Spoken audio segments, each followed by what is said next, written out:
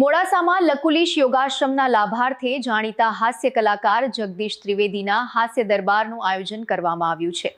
હાસ્ય કલાકાર જગદીશ ત્રિવેદી અમારા પ્રતિનિધિ જયપ્રકાશ જોશી સાથે વાત કરતા યોગાશ્રમ અને કાર્યક્રમ વિશે માહિતી આપી હતી।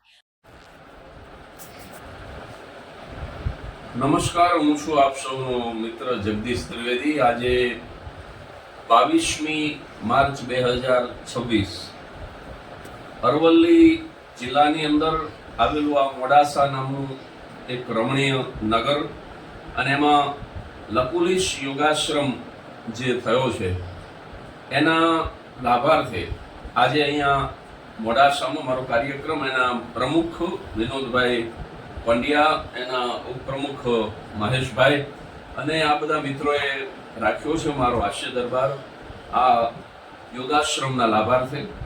અને હું વિનોદભાઈ પંડ્યાના પરિચયમાં છું છેલ્લા 1 વર્ષથી અને આજે પણ મેં બપોરે આ સંસ્થાની મુલાકાત લીધી। ત્યાં સેવાના કાર્યો સુંદર થઈ રહ્યા છે।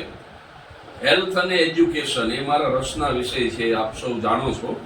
અને છેલ્લા 8.5 વર્ષથી મારાથી જે કંઈ થાય તે સેવા હું કરી રહ્યો છું આ વાનપ્રસ્થ દીક્ષા લીધા પછી।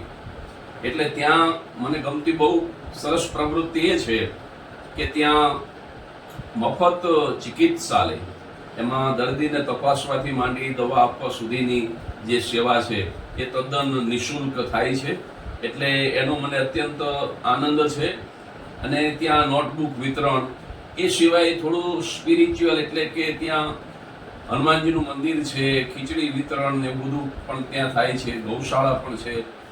એટલે વિવિધ પ્રવૃત્તિઓ ત્યાં થાય છે। અને ટૂંક સમયમાં એક શાળા, ત્યાં 6, 7 અને 8 ધોરણની શાળા શરૂ કરવા જઈ રહ્યા છે, ખાસ તો એના માટે, આ શાળા માટે અને આ મફત જે ચિકિત્સાલય છે એના માટે જ હું આવ્યો છું આ કાર્યક્રમ કરવા માટે।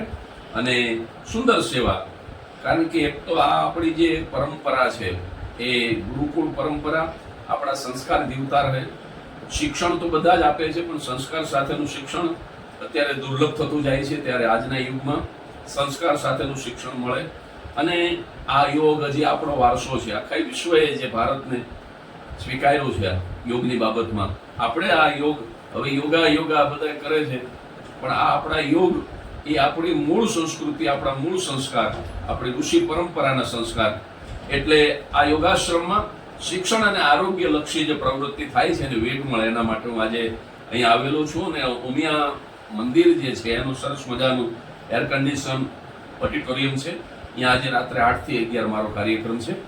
એટલે આ સંસ્થાના લાભાર્થે આ કાર્યક્રમ માટે આવેલો છું। મોડાસામાં ખૂબ બધા મિત્રો આજે મળ્યા અને બધાને મળવાનો પણ ખૂબ જ આનંદ થયો છે। મારી ખૂબ શુભકામના।